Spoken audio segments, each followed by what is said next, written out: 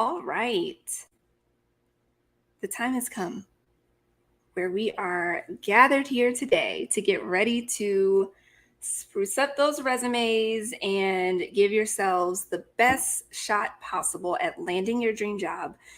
I'm your host. Kidding. My name is April Christina Curley, and I'm excited to welcome you into this space today. We're actually going to give folks a few minutes to join. So, in the meantime, if you are seeing this and hearing this, as a part of our live stream, you can do a few things while we wait. You can spread the word and share this out so others can get this great information as well. You can RSVP. The link is on the screen. If you haven't RSVP'd, you should probably do that because I am going to send the slide deck after this, which I've already done the work for you. So why wouldn't you want the slides? And B, those who exist in the back end of the RSVP form will receive an email and how they can schedule some one-on-one time with me to look over resumes. I can't promise it's going to be a full 30-minute coaching session, but I can promise that I'll at least give you 5 to 10 minutes just to see your resume and give you some pointers. So that only happens if you RSVP. So make sure you do that. And the other piece is give yourself a self-assessment. How do you feel coming into this workshop today? Do you feel like you are an expert at resume building? Do you feel like you are a newbie and you are literally just getting started and somewhere in between? There's a link on the screen, the SurveyMonkey link. I would highly recommend you fill this out so that you can sort of see for yourself like how you feel coming into this versus how you feel leaving, and B, so that we can do better for you and create workshops that actually meet the needs of you. So I'm going to give us about 3 or so minutes. We'll have a hard start at 6:05 p.m. Eastern so that you all have a chance to join, RSVP, and do the self-assessment. 1, 2, 3, break.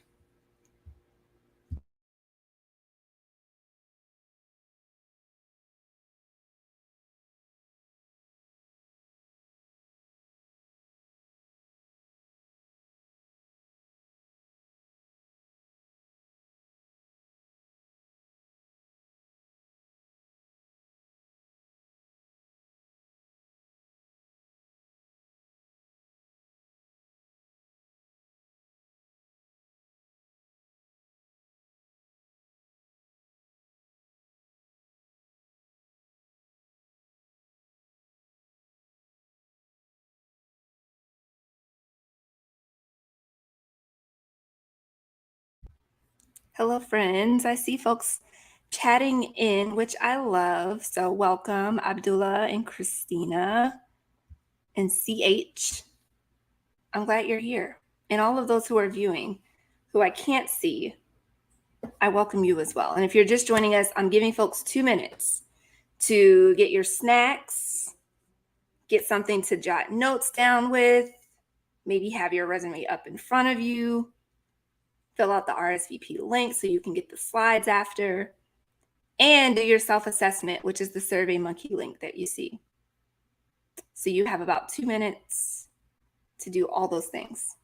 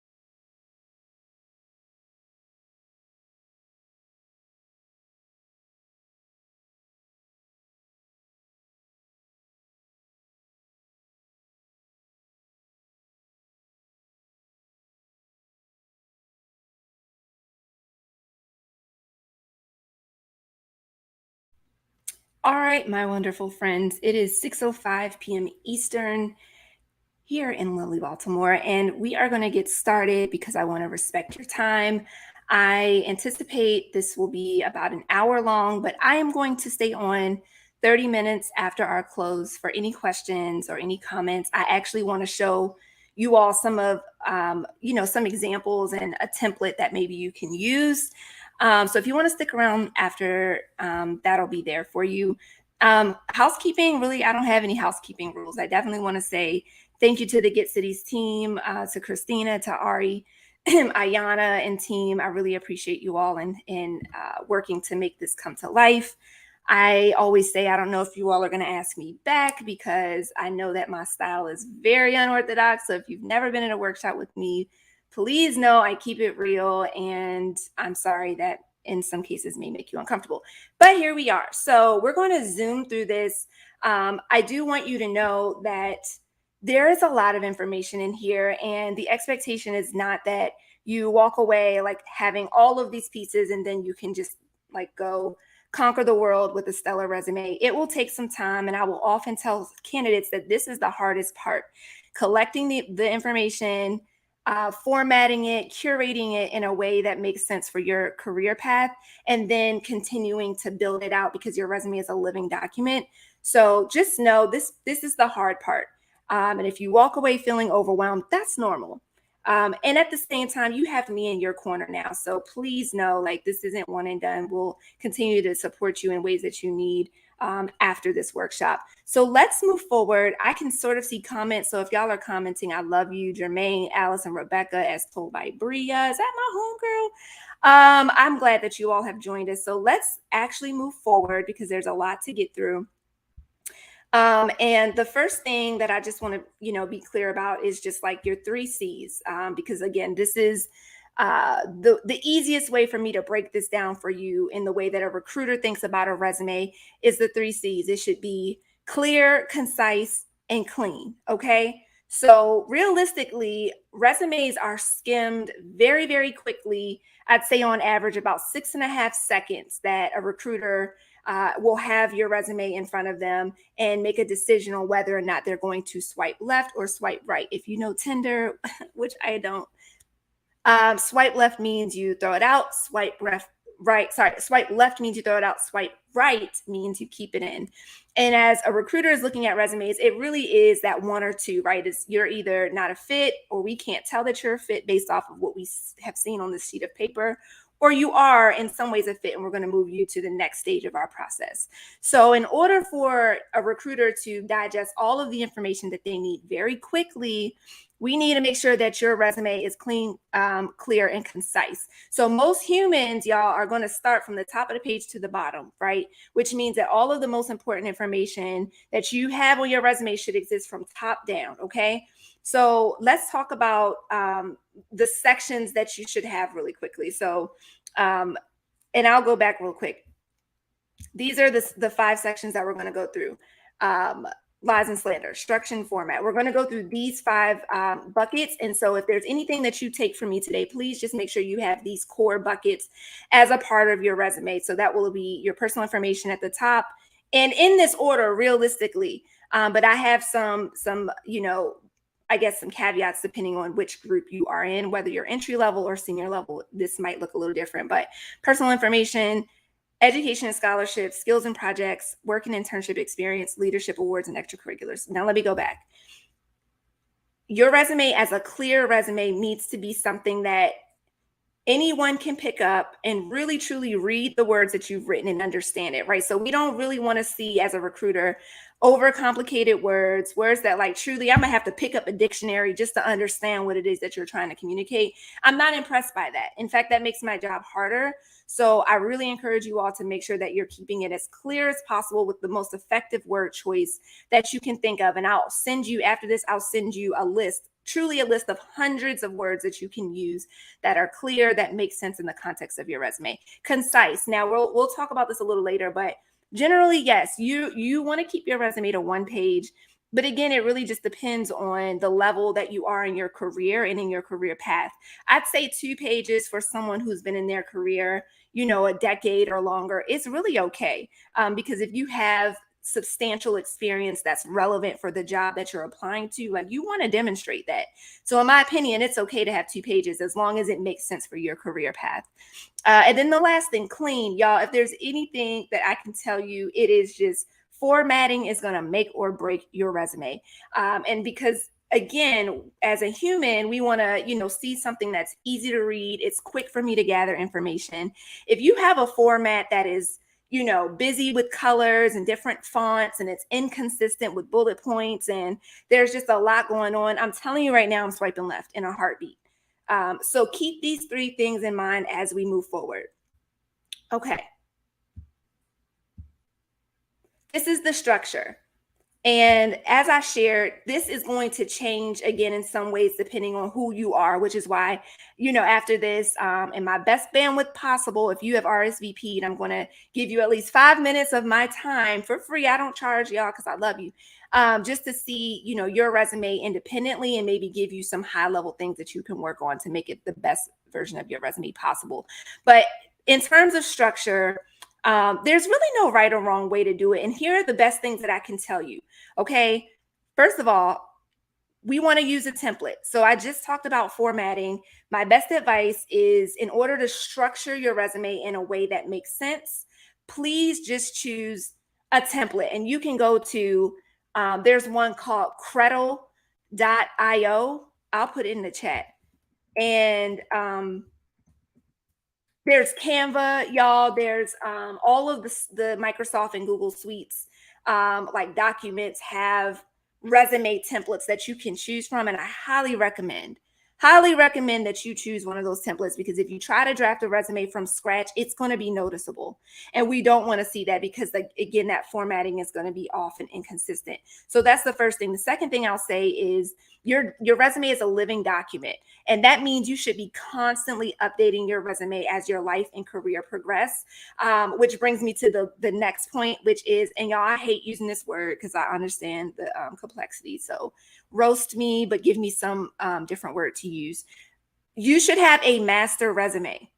And in your master resume, it's going to capture literally every single thing you've ever done in a leadership capacity, a professional role, or a skill building capacity. Anything you have done that is notable to you and anybody else, I would put it on your master resume. Now, are you going to use this to apply to jobs? Absolutely not.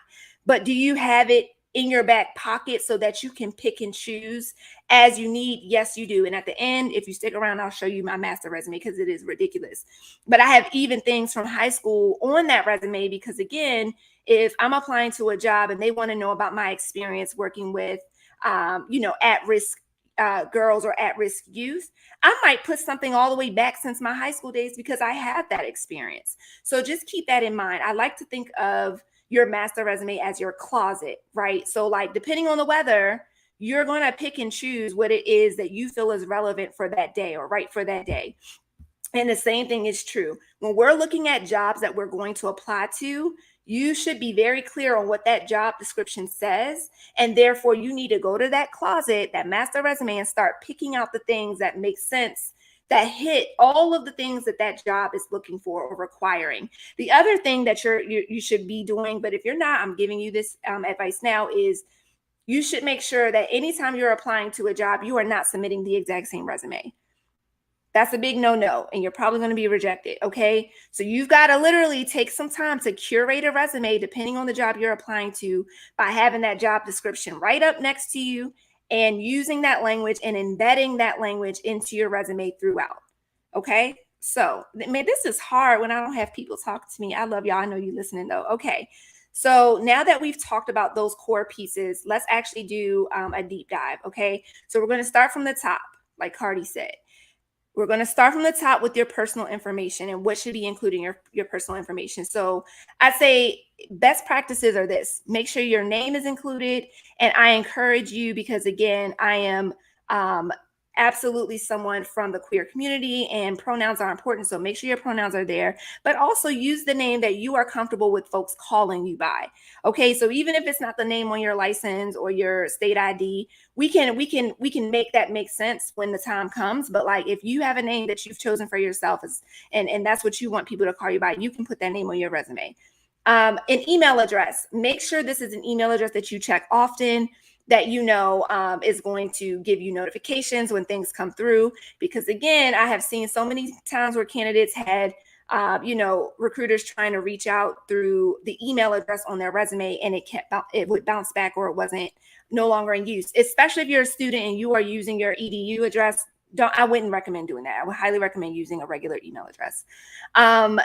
Also, I hope you all chuckle. I can't hear it on live stream, and that sucks. But I hope you chuckle at this, because I mean it seriously. Please, y'all, if you use an email address, don't use the one that you created in 2008 when we were first popping off on the internet, like emo skater boy 808. No.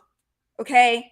Little Miss Cutie at no, we're not doing that. Okay. It's 2022, and I need you all to like truly use an email address that is professional. And if you want bonus points, if you are applying, for example, to a company like Google, use a Gmail address.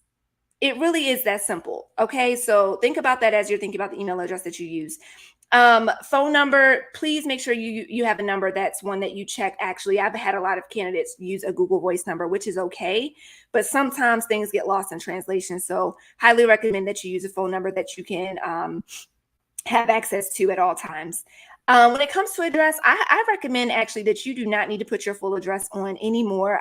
I think city and state is fine, especially as folks are looking for more remote roles, and you understand that in some cases you're not willing to move. You should maybe just put your city and state, and I think that should suffice.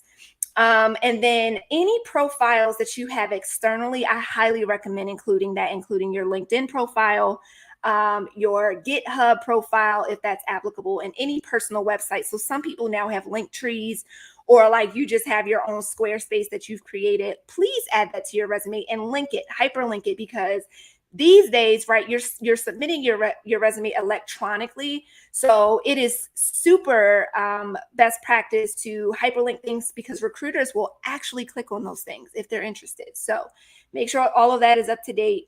And include those things in your personal section. By the way, in a second, I'll show you how I've done this. But pro tip number, 5 at this point, you can include at the very top of your resume, right underneath your name, what I call a profile. And literally in my profile, I think it has like 3. I think it says like how others describe me, how I describe myself, something like that. And I've used words of how my colleagues have described me. I think that it's an interesting hack, because it allows a recruiter to see, okay, like this person is X, Y, and Z according to people who have known them and worked with them for a little while. So I highly recommend you add that in. If you're curious of how that looks, I'll let you know after. Okay. Let's move into the next section, which is education, your education section. So this section to me always remains at the top. I know, certain recruiters will tell you if you are mid-level career or senior level career, then maybe you can move that down to the bottom. But quite frankly, I'm going to tell you it's still relevant. And I think that even if you graduated, let's say from your bachelor's degree, like 15 years ago, it is still super relevant. I think it just adds another layer of experience to your resume. And this is not to say that anyone needs formal education to be qualified, but it is to say if you have it, I recommend putting it at the top. So in this section, you want to make sure that you have your institution name, your major. I like to write minor because I think it gives some zhuzh, I don't know, depending on your minor, but I like including it. And certificates, any certificates that you've, gotten in your process of your program, I highly recommend listing that. Obviously, you want to put the date that you graduated. GPA, y'all, I know GPA gets a little bit, sensitive sometimes, but here's my best advice.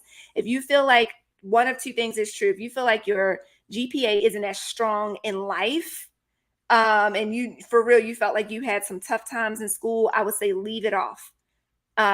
If you feel like your GPA, because if you are in your major, some schools will give you your major GPA versus your overall cumulative GPA. If in your brain and in your transcript that your GPA in your major was higher or stronger, then you can list it. You can list it just as that. You could say GPA in major and then put your GPA number. But that's all I have to say about GPA. I know recruiters are going to look at GPA, and if you don't have it, they're going to ask you about it. So if that's something that you feel, a little sensitive about, just start to think about how you talk about that. Because let me be very clear: C's get degrees, and more importantly, like your cumulative GPA is not at all a reflection of your competency, and I just want to reassure that. But I'm not going to lie to you, recruiters look at it. Okay. And the last thing, I feel like people are always surprised when I say this, but I think it is extremely important to list maybe two or three of your key courses in your field or in your program. So I don't care if you are an education major such as I was. I would list my core courses would be like, um, curriculum design, senior level 3 or something, whatever that course was, that really was like the core course of how to design curriculum. I might list that because that's relevant, and more importantly, it's transferable, because you can design curriculum for lots of different places, right? So think about the courses that are the core courses of your program or major, and I highly recommend listing them. And then the next section that I have on here are any technical skills and tools, which you'll see. I actually think that I've broken that down in a different section even further. But in this section in particular, you can feel free to list any programming languages or any other skills that might be relevant to your education and what it is that you were learning while you were a student. This is also the place to include accomplishments that are institutional related. So if it's a scholarship that you won, if you were on Dean's List in the Honor Society, this is the section where that should belong. Okay. Let me see what's happening. Oh, I see. Okay. Ari, at some point you might, I'm looking at the private chat. You might private chat me if there are questions, because I don't want to miss any of them. Okay, yes. Can you use magna or summa in place of, or should it be in the number? I think I understand that question correctly, but if that is you, if you have that designation or that distinction, please put that in somewhere. I might need to look at it in person to see like where it belongs, but like, yes, that's extremely important and it should belong in that section. Though, like maybe you'll put your degree that you earned and put the comma in, and you could say like magna cum laude or graduated magna cum laude or something like that. Okay. All right. Let's look at skills and projects. Now, I know that we're doing this with a lens of tech, because that's who I am and how I've worked for so long. Oh my God, I didn't even do my introduction. Hi, April Christina Curley. I've been working for a long time, spent 6 years at Google as a tech recruiter, learned a lot of things. That's who I am. If you are interested, you'll have my LinkedIn at the end of this presentation. But know what I'm talking about. So when we come to this conversation through the lens of tech, it really is because that's what I've done for the last few years. However, I think all of what I'm giving you can be used 100% across industry. I think it's industry agnostic in many ways. So please take that and understand that some of this might pertain to you very specifically, and then others you're like, okay, this is good advice. Let me sort of tweak this so that it fits my needs and my industry that I'm in. Jade suggested replacing master resume with principal resume. Thank you, Jade. Blessings for the lesson. And I mean that. Thank you. Principal resume. Okay. Let's talk about skills and projects. Why is this important, April? Because outside of your coursework, no matter what kind of program you were enrolled in, whether that's online, whether that's a boot camp, whether that is associate's program, I don't care. Outside of that, and outside of your relevant work experience, which in my brain and a recruiter's brain means an internship or a full-time job that you were actually being paid to do, even as a consultant, those two buckets should automatically be a part of your resume. What people forget are the projects section. Okay. And this is important because it gives a recruiter an additional data point of the ways that you've been honing your skill set and applying that skill set to things outside of your core responsibilities as a student or as an employee. This is just going to give you a leg up, right? It's not that it is it is required. But if you are listening to April and you trust April, I highly recommend that you give yourself a section on your resume where you call it projects or relevant skills and projects. However you want to frame it, I'm gonna leave it up to you. But I do recommend that you have this section. So what do you include in this section? So anything that was a short-term project that you worked on, and in some cases had a start and an end, um, counts as a project, right? A mini something that you worked on to hone your skill set and like really practice your skills. So that could be something that you did in class. It could be something that you did in your internship experience. Maybe it was like the project that you worked on during your internship, or maybe the smaller project that you worked on. Any personal projects. So if you're like, April, I literally don't have anything to list, then I'm telling you right now, go on ahead and learn how to create a website for yourself. It is fairly easy to do. And I say that with a lot of grace for those who truly might be coming to this from scratch. But you can start your own website. Truly, I'll give you the next steps because it is not that hard if you sit down and give yourself some time to do it. And that can count as a personal project. Okay. Or if you're like, okay, let me take an online course because I know that I'm lacking in this skill set. Let me take an online course. That online course should have some project assignments in it. Then you can pull from that too and put that in your project section.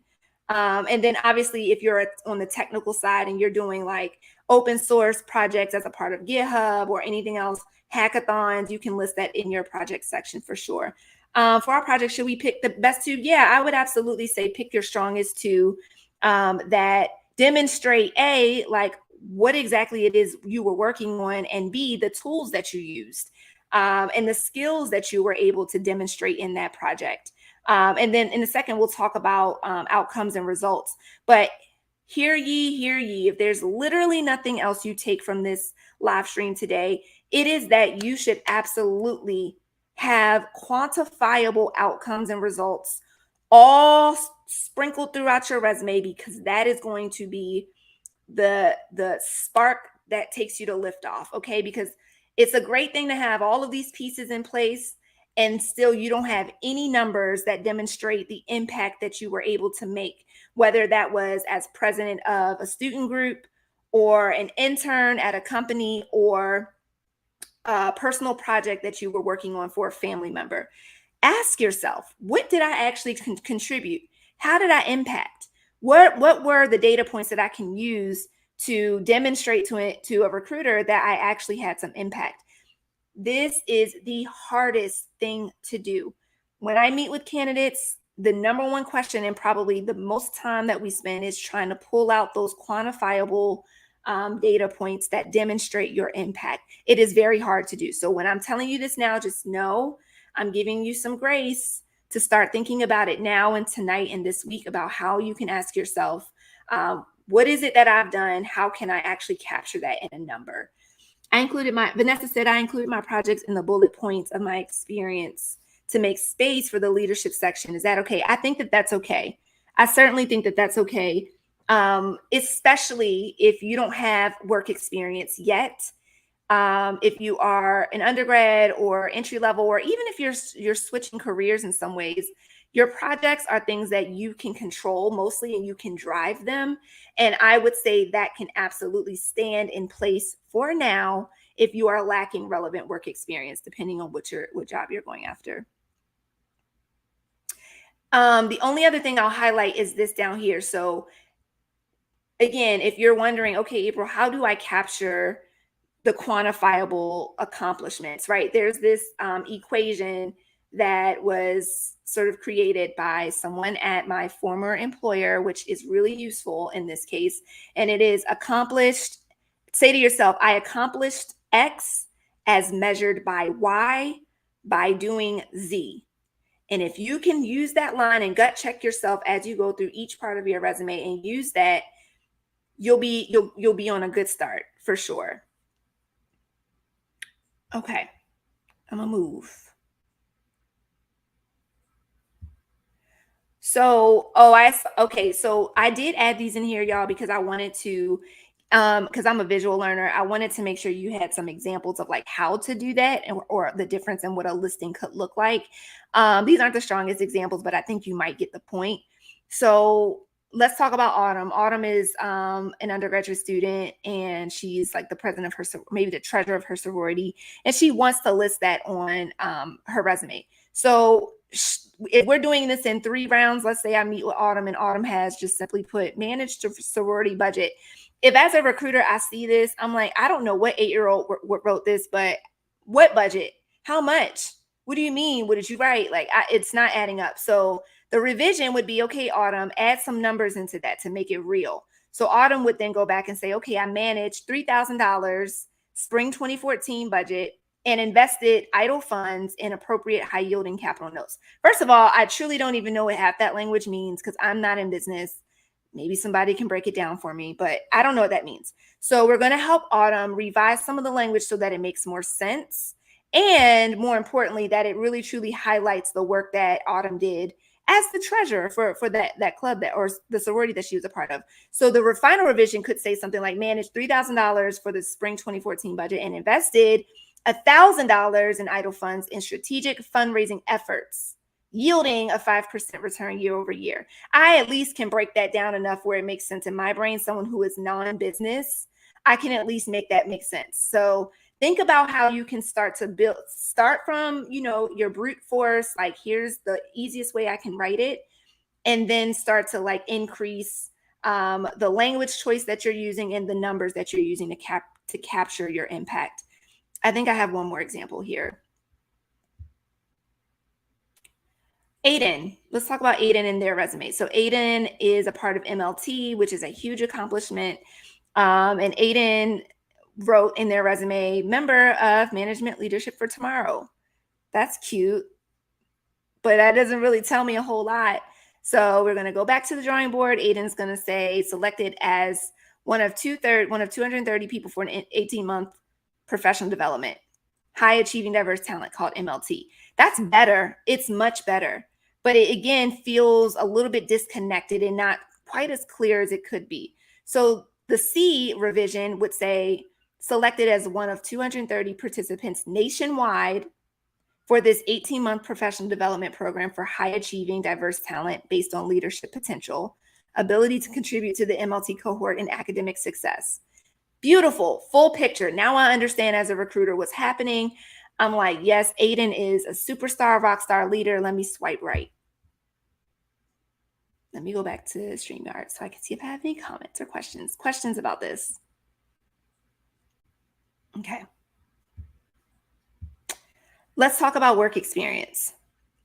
So obviously, I feel like work experience is where folks have the most anxiety on their resume, because in most cases, in the ways that I've learned from working with candidates across, lines of difference, whether that be a white male privileged engineer coming out of Carnegie Mellon, or, a darling, wonderful, brilliant sister at Spelman College. Like, I don't know where you come from or what your background is, but the single most thing that people often tell me about resume building is the work experience. And they get anxiety because they feel like they don't have anything to talk about, or they feel like they're not qualified for all the things, or they feel like they don't know how to express, their skill set and their value on a sheet of paper. And so let's spend some time here just so you feel comfortable with why you shouldn't put all of this pressure on yourself to talk about work experience. So obviously with work experience, like I said, this can include any job you've ever held that is relevant to the field that you're pursuing. In your principal resume, you want to have everything listed already. Back to 2002, when you were first getting your first job or first internship, and like in your brain, and it's no longer relevant. It is. So work experience can include that, just depending on, the job that you're going off after. Internship experience, again, this is something that I don't have a hard line, but there might be a fine line just depending on your circumstance. I would say if it were an internship where you were being paid And obviously it was within a window of time. So like the summer of 2018, you did this and that for that company. Like that is an internship experience. If it's unpaid, talk to me. Because there are ways I think that we could maybe place that up elsewhere, maybe the project section. And then the other thing is if you had like a research experience, um, again, could be placed in many buckets on your resume, but I actually would say that could potentially go on work experience too. And then finally, any personal professional endeavors. So if you are your own business owner, or you do, consulting on the side, like whatever the case may be, that is work experience that should absolutely be included in this bucket. In this section, obviously, you want to make sure to include the employer and not necessarily your manager's name, but literally like the name of the company. For me, Last Mile Education Fund, your job title or position. So again, don't undersell yourself. Sometimes I'll see candidates and they'll put like, um, office manager, which honestly, that's a strong role that literally makes or breaks a team or a company. So I need you to think of a more creative way to say that. In my case, literally, if you're doing all of the operations of an office, why not just say operations manager? You understand? Like if you're communicating the same thing of the task that you were able to do, and how you were contributing to the overall impact and successful, seamless processes of a company, like give yourself more credit. And so job and title, position, be very, very thoughtful about how you list that. And then obviously your dates of employment, month and year. The most important things on your work experience. Christina says, what if we are transitioning from another career? What do we do with our past work experience? This is a great question. So there are a couple of things. If you feel like your past work experience is literally night and day from what it is you're trying to transition in, then what we're going to do is pull out the skills that are transferable. Because I guarantee that there are things that you've done, no matter what job you've held, that you can transfer or that you can translate on a resume that demonstrates that skill set that you've honed, right? If you ask me, real talk, hi, surprise, most of y'all didn't know I was a cheerleader for 10 years. But keeping it real, cheerleading in a lot of ways gave me a strong foundation for leadership skills. It gave me a strong foundation for critical thinking and for collaboration, and all of those things that in some ways folks might be like, well, that's not real work experience, but it is. And so think about, with the job that you're leaving or the industry that you're exiting from, what are the skills that you can transfer? Because I'm sure there are many of them. And the way that we talk about that is we can list the job, and it doesn't have to be a long listing, but we can list the job itself, and then underneath of that bullet point the skills, like the top 3 skills that you were able to build upon, hone in, and really use in order for a recruiter to make that connection that, okay, if April was able to develop strong leadership skills and collaboration skills as a captain of her cheerleading squad, that could be applicable for this role that we're looking, where we need someone who's going to be able to take a team, lead them to victory, and do it in a way that is friendly for all involved, right? That's a stretch. I'm using cheerleading because I want you to understand how like drastic that sounds, but you can do it. I hope that helps. The other thing is totally leave it off. And then we together will find what are the other pieces that we can add to your resume that are useful. And in some cases, if you're like, I don't have a lot of experience, April, I truly don't, then you need to start giving yourself the opportunities for experiences, such as online courses.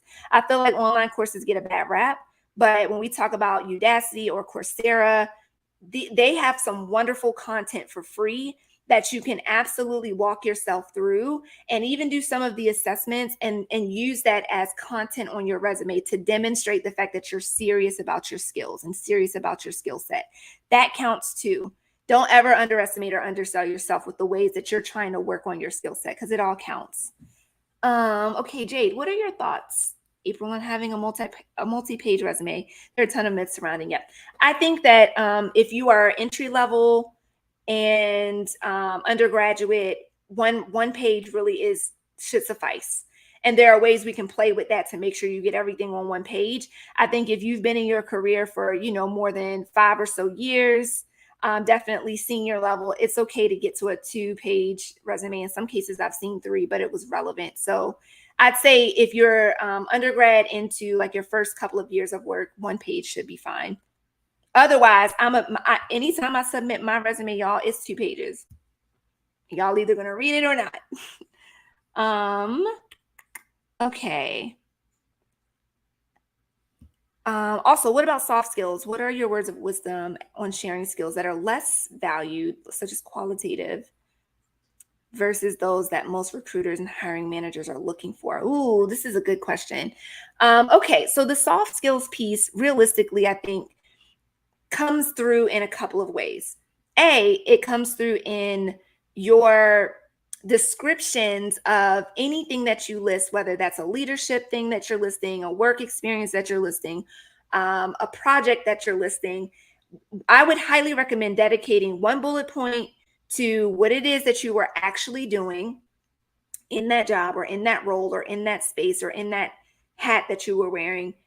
Another bullet point that captures the impact that you made, and then another bullet point, a final bullet point that very clearly spells out the tools or the skills that you used in that.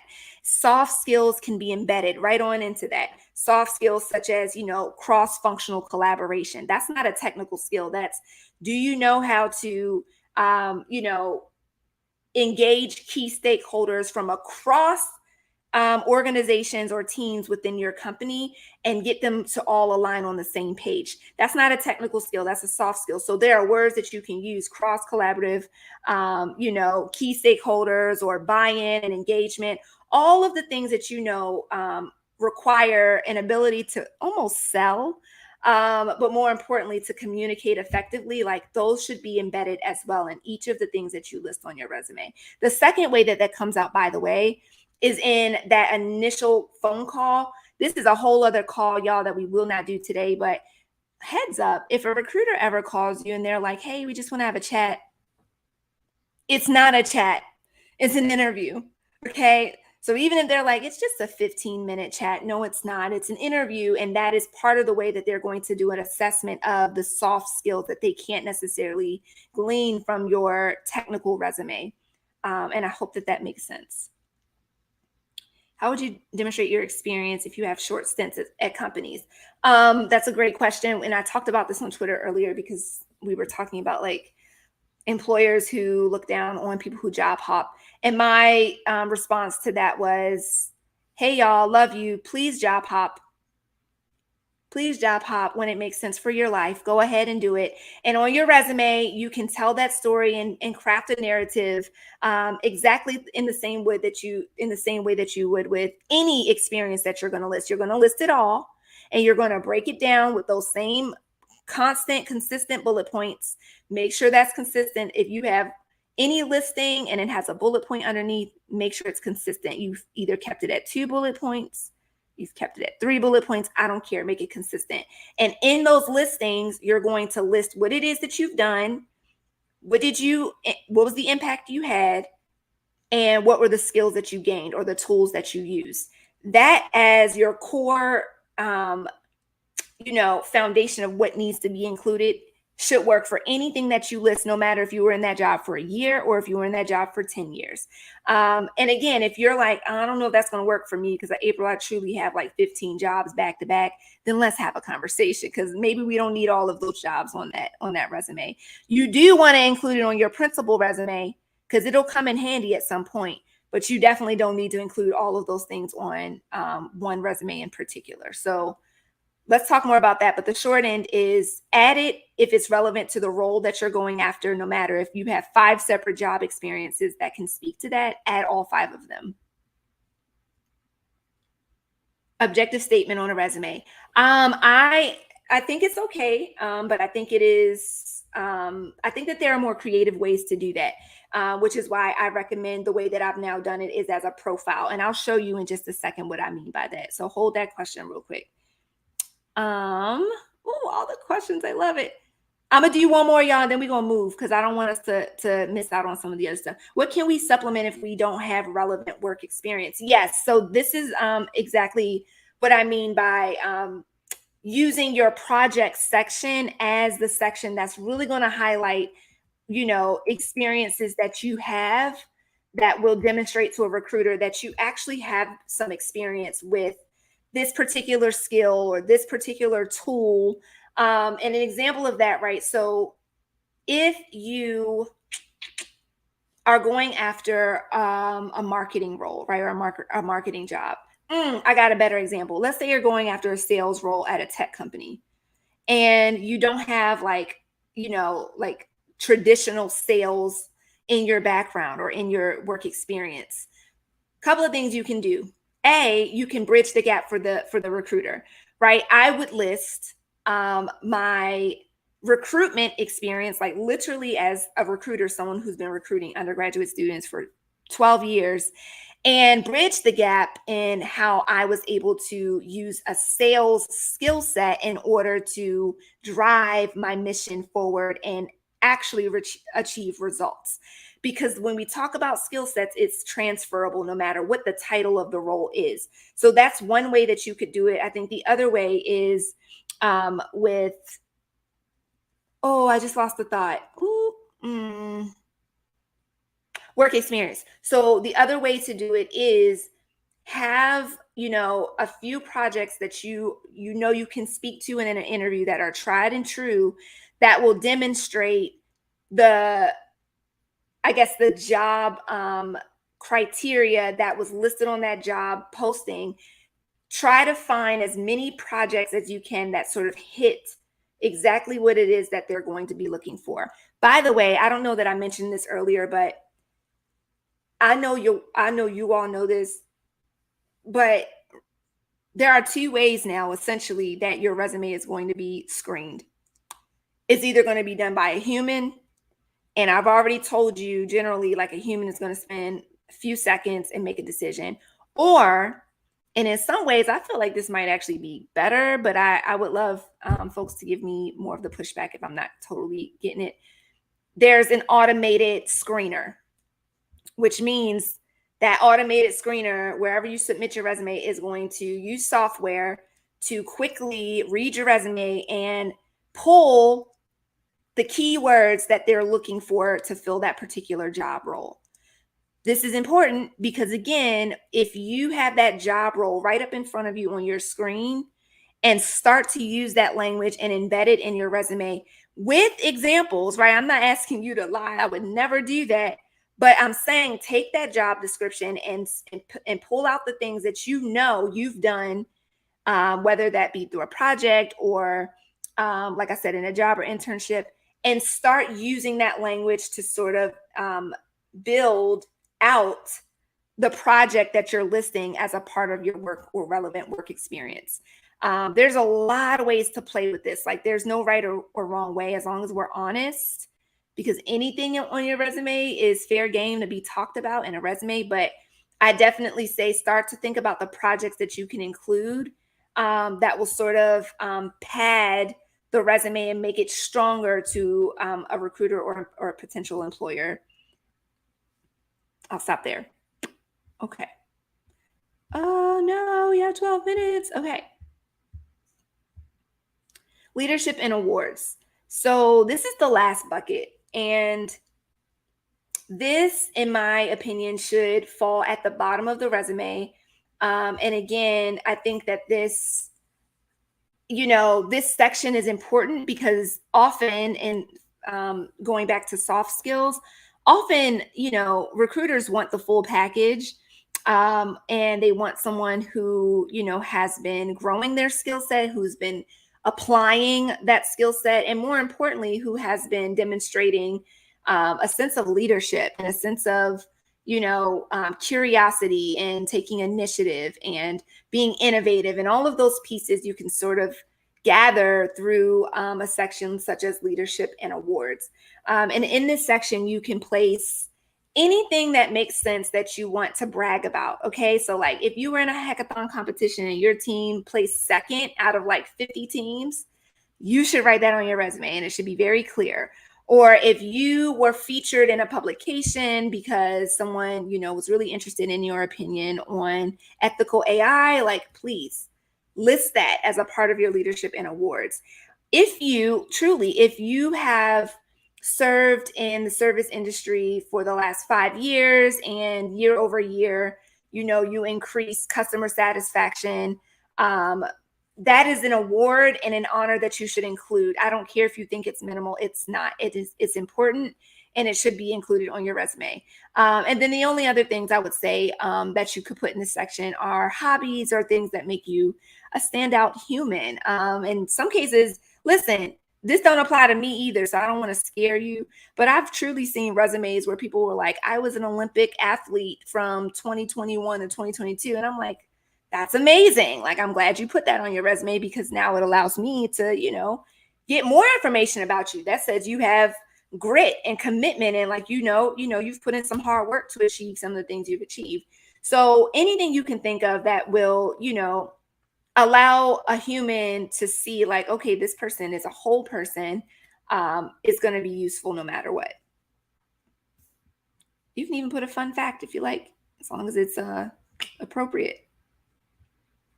Okay.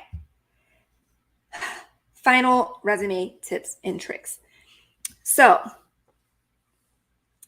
few things. I know this goes without saying, but I'm just going to reiterate it. Your resume is literally the first thing that a potential employer will see. And while I hate that, and I hate that about the system, y'all know me, I just want to tear it all down and start something new. This is the system that we live within, and this is the game that we have to play.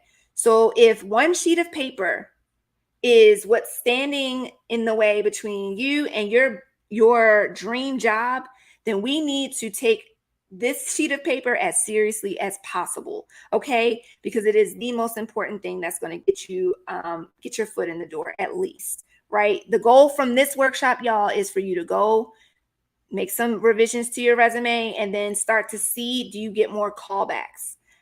If not, you might need a 5-minute one-on-one with me and then we can tweak it some more.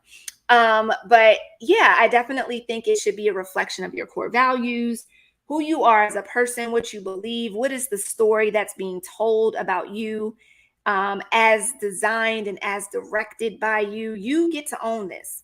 So I really want you all to feel, some ownership and love and passion over this document that really is a curation of all of the wonderful things that you've done in your life so far. So in that lens, a couple of things that you should just be aware of. First of all, we talked about the one page versus multiple pages thing, but please do not, just try to fill in blank space because you feel like you don't have a lot to talk about. I guarantee you, I've worked with freshmen in college who literally have Build-A-Bear Workshop as the only thing listed on their resume. And I have taken them and we have built a beautiful technical resume, enough for them to land an internship at Google as a freshman. Okay, so there are ways that we can get you there, right? So don't be too concerned about like having too little or not having enough on your resume. Please, y'all, please, Lord Jesus, please have somebody review your resume. Listen to me very closely because no other recruiter is going to tell you this, and I'm going to tell you this. You will be rejected. If there are grammatical errors, if there are spelling errors, if there are syntax errors, you will be rejected. Okay? I've seen it happen before. People thought I was joking. I wasn't joking. Is it fair? No. I hate that. But do you now know from me that that is important? Yes. And therefore you should use Grammarly, use your writing center, use your brilliant English professor or major friend who went to school for, I don't know, literature. Somebody needs to look over your resume and give you very clear, concrete feedback and making sure that everything is aligned and formatted and spelled correctly in the best way possible. That also includes periods and tense. So figure out when and where to use periods. Generally, my rule is if you are listing it as a bullet point, I don't necessarily think that you need that additional period, but make it make sense for your resume. And then the other thing is whether you're speaking in past or present tense. I think that if it is something that's happened in the past, it's okay to use past tense. The only thing, obviously, that you want to talk about as a current experience is what you are currently doing in your life. I actually am going to make a mental note to close this workshop later and be like, let me look at my resume because I don't know if I follow that rule myself. / if anybody has learned something different about tenses, please let me know because I struggle there. If you are submitting your resume, please, please, please submit it as a PDF format, because otherwise you will not retain the formatting that you've put into your document. And when that happens, if you send to me your beautiful resume that you spent so much time on after this workshop, and it comes to me as a Word doc, the formatting is going to look ridiculous. And I'm going to be like, oh my God, did you even work on this resume? I would never say that. I would be very gentle with you. But the point is, just submit your resumes in PDF form, no matter who you're submitting it to. And then the last piece of advice, cover letters and references. I, give you freedom to not include that on your resume unless, of course, it is requested. I think that, more and more I see companies actually not using cover letters, but if they are, like, obviously you want that to be curated to the specific company and to the role. Please do not submit the same cover letter for each job that you're applying to. It's very clear when you do that, so don't do that. And then references. I'm telling you right now, if a job wants to hire you, they're going to ask for references. So you don't need to put it on your resume. Let me see if there's anything else before. Okay, this is the Q&A portion. So I'm going to pause right here and then I'm going to start pulling up some things just so you all can see some of what I've talked about. But while we're on this screen, I need you all to do the exit survey, which lets me know or lets you know how you can assess yourself prior to this workshop and post this workshop. And then there's the RSVP link, which will allow me to send you all of this following this call and have an opportunity to get a 5-minute one-on-one with me. So I'm going to pause here. Any questions before I give some? Really what I'm about to do is embarrass myself and show you my versions of my resumes. And I feel like I can trust y'all, even though I can't see anybody. And if I go viral, go ahead and make me viral. I need the votes. Yeah. Any questions? Vanessa, while signing up for this session, we were asked to upload our resumes. Yes, will we get feedback on them? So a couple of things. Resumes are going to be used, yes, for those who opt in to signing up for a quick one-on-one with me. I'll already have it in my inbox, so I don't have to ask you again for it. And B, we'll retain it in case you are interested, and you will have full permission to opt in or out of this. But we are hosting a hiring fair on the 26th of September. And so if you want us to keep your resume on file so that we can put that into, y'all, welcome to Baltimore. I don't know if you can hear the bass in the car outside, but yeah, if you want us to hold on to that resume so that we can keep you in the loop for employers that we're bringing on as a part of the hiring fair, we will also keep it for that reason. Thank you for that question. Other questions? Managing space on a single page resume. Yes, I truly, and I guess now I can move into that. I definitely play with margins. And sometimes I cut it real close. But in this case, I think as long as you're able to get, the most important pieces on, you'll be good. Okay, so you're free to leave. We've come up at the end of this, but let me just show you, if you're hanging around, let me just show you a couple of things. So, okay, please, no roasting, okay? No roasting. In fact, what I'm going to do first is show you the template resume that I will likely send to you. This isn't my favorite example, but it is the most consistent example that everybody in the tech world pretty much uses the standard formatted resume just like this. And I know you're like, April, this is so boring. I understand. But if you have a tech recruiter who has a brain that's used to seeing this type of resume, then it's in your best interest to make it very similar to this, because their brain is going to go, okay, here's education, here's skills, here's their work experience, so on and so forth. So here's an example formatting wise of how this looks. Is on one page. And these sections, I told you in this order, make sense. But again, you can play around with it. If you feel like, April girl, I've been in my career for 15 years. I'm gonna put my relevant work experience up here first under education. I'm totally okay with that. That makes sense for you. If you're entry level, it really should be in this format. Also notice, y'all, consistency in everything. And there are things that are done wrong on this, right? Because you want all your dates to align across this right hand side margin, right? That needs to be consistent. This is not consistent. See, this is why it's good to do it live, so you can see how I'm making some of these changes. Also, if you'll notice, each thing that's listed, there are 2 bullet points, 2 here, 2 here, 2 here. Even with the leadership opportunity, 2 bullet points. Choose your number. 2 bullet points, 3 bullet points, however you feel you can manage it, but choose one and stick with it. So this is an example of like the format of a traditional tech resume. In terms of content, here's my principal resume. Now listen, this is a disaster, okay? Because I'm still working on it. But look how long this is. This is 5 pages long. Because sometimes things will happen. I'm like, oh, let me throw it on there real quick. Okay, and this has everything, including things I did when in my very first serious career as a teacher. I started a little side club for my girls after school. Like, that's not really a huge thing, but if somebody again is asking me about experience where I've made an impact internally on the lives of at-risk women, like, sure, I could use this as an example. Any speaking engagement, anything, y'all, I just threw it on here, and I will pick and choose from this as I will. Now, here's the other thing you should see about what I've done, because I feel like people get a kick out of this, but I'm also going to tell you, I don't usually stick with this on my actual resume that I submit. But here's what I have done just for my mental health. After everything that I've listed, let's use Teach for America. I have very clearly listed a big win and skills gained.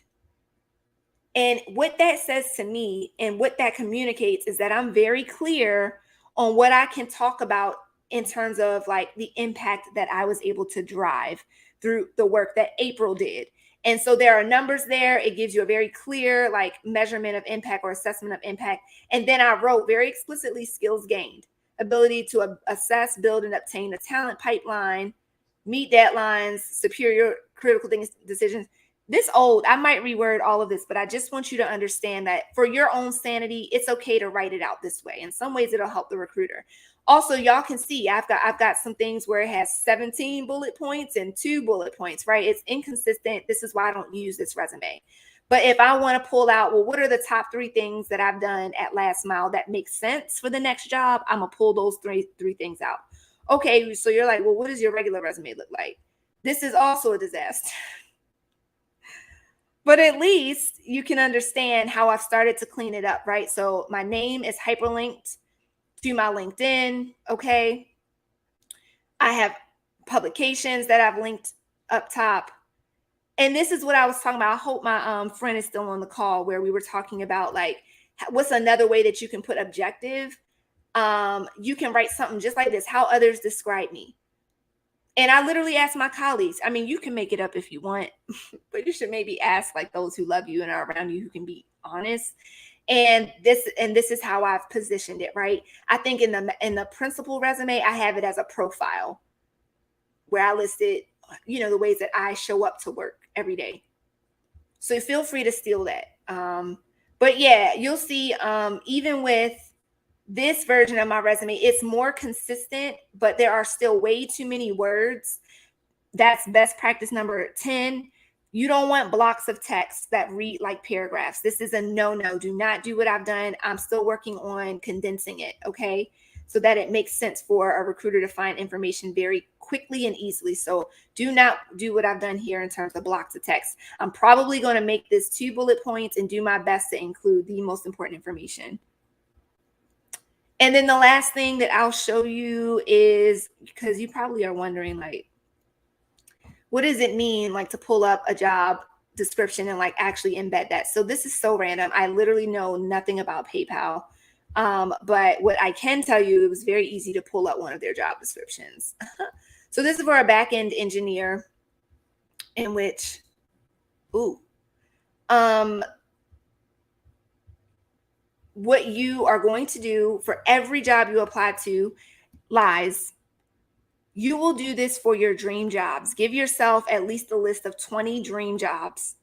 And that's where you're going to spend your energy curating your resume to meet those 20 jobs.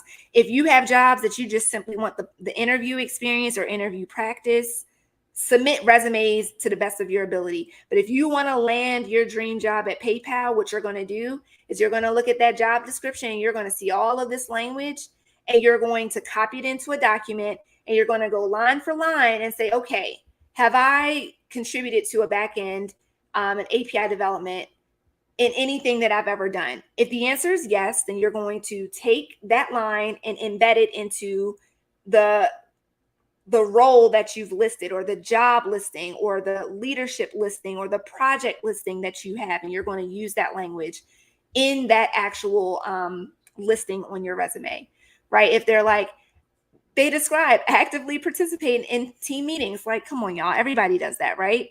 So use that language, the language that they've used on their job description, to add that to your resume as a way to describe how you've been able to participate across lines of difference with key stakeholders, whatever the case, and demonstrate that you're using exactly the language that they posted in their job posting. Yes, I will definitely be sharing the resume template and the slides. So that's what I have for you.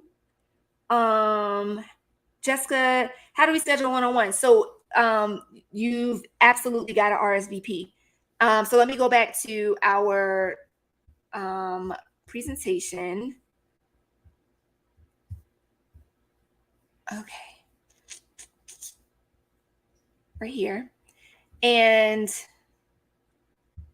all you need to do, Jessica, is make sure you RSVP using this link right here, which will again allow me to send you all the things after this call, and I'll give you my Calendly link where you'll be able to give, you'll be able to use 5 minutes of my time to give you some high level, like very thoughtful but independent feedback on your resume, because it is not apples to apples.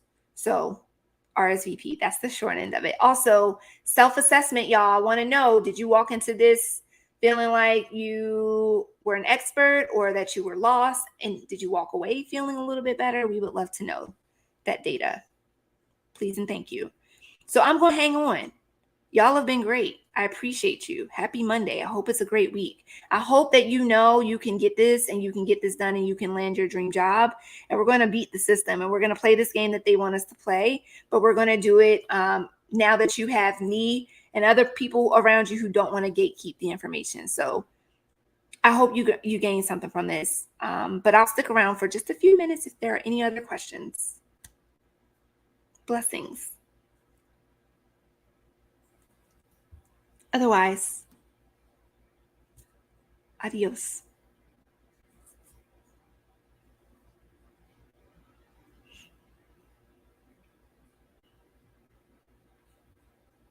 Christina and Ari, I'm going to scroll through this just to make sure I didn't miss anything important.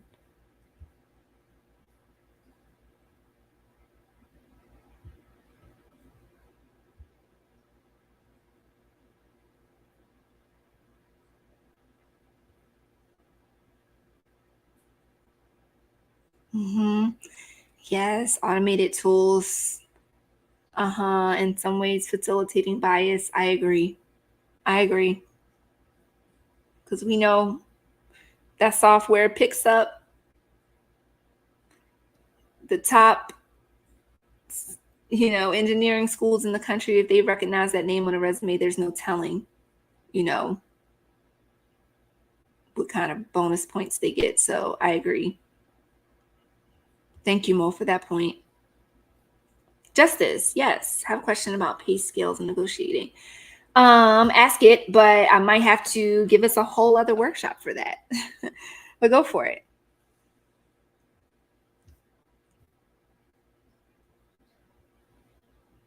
Elle, yes, you do.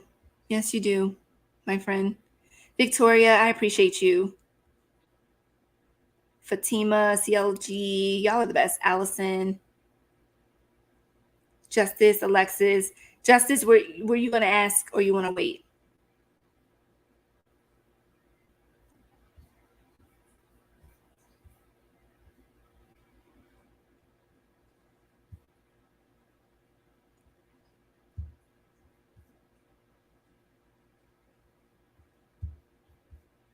We won't bite. We promise. Though I am hungry. So, okay.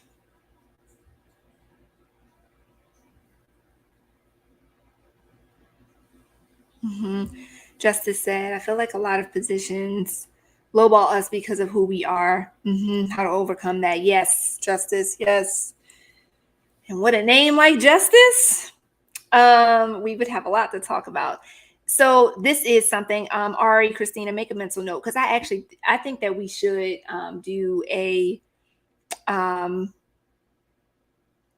like job offer / negotiating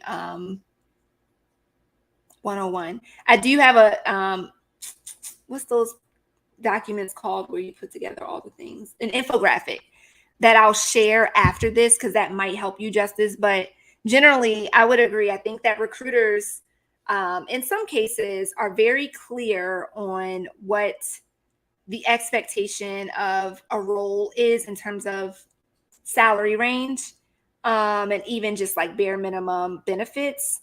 It gets tricky because you're going to have, 81 cents is fantastic. You're going to have recruiters like me who really love you, and we're going to do everything we can to make sure you go after that highest cap. And then you're going to have recruiters who are sort of bound by, I guess, numbers, and essentially how many people can we get hired for this role, and for the least amount possible according to budget. So there's no straightforward answer, but I will say that negotiating is a skill, but it's also a privilege, because if you come from a family like me, I wasn't about to negotiate my first job offer from Google, because I didn't want to lose the job out of fear that they were going to take it back from me if I had tried to negotiate. So I definitely think this is a deeper conversation. And you're right, Justice. Company told you pay was 70 to 85, offered you 50. No, absolutely not. Absolutely not. It's unacceptable. And we need to do an empowerment session on how we politely tell folks to do right. It's the nicest language I could use. So yeah, Justice, we'll connect. Anything else?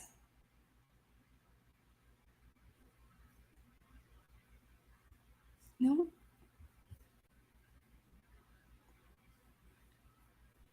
Yes. Okay.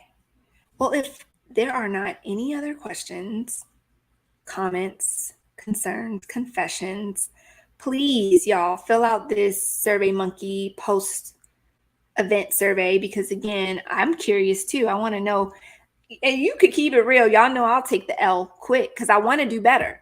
So please fill this out, because it'll let me know, okay, candidates came to this call with way more knowledge than what I anticipated, and therefore I need to step it up a bit. Or, yeah, this was useful. I didn't know some of these things. Like whatever your assessment is, y'all, please fill out the SurveyMonkey link so we can have it. All right. Well, I think we are at a good stopping point. Thank you, Allison. Thank you so much. That makes me so happy. And I know that makes the Get Cities team happy. Somewhere you can refer us. Sean, I don't know if it's Shawnee or Shanae. Oh, for negotiations. So check out 81 cents. I think it's 81cents.com is the website. And they're really brilliant. And still, let me talk to my lovely ladies of Get Cities to see if that's also something that maybe we could offer. Because this is the season, right? As folks are hiring and putting offers on the table, I definitely don't want you all to be undersold. because as a recruiter for a tech company, I know exactly what you should be making. And so I don't ever want you all to be in a position where you're just, you know, you're not being paid enough, or you've been under leveled, or your benefit or your stock options looked drastically different than your white Asian male peer who maybe came from Stanford and knew what to ask for. Yeah. Okay. All right. Lovely friends and humans. I hope that this has been a useful hour of your evening, afternoon. I mean it when I say this. I love this kind of thing. It really just like makes me happy inside. And I especially love Ari and Christina and Ayana and the Get Cities team, the Last Mile team. Donna White, Janie, who's I don't know if it's Janie tuning in, but also all of y'all who showed up today. I feel like I know most of you personally, so thank you for being in my corner. But also, my sister Amber, I hope you paid attention, honey, because I'm coming after you after this.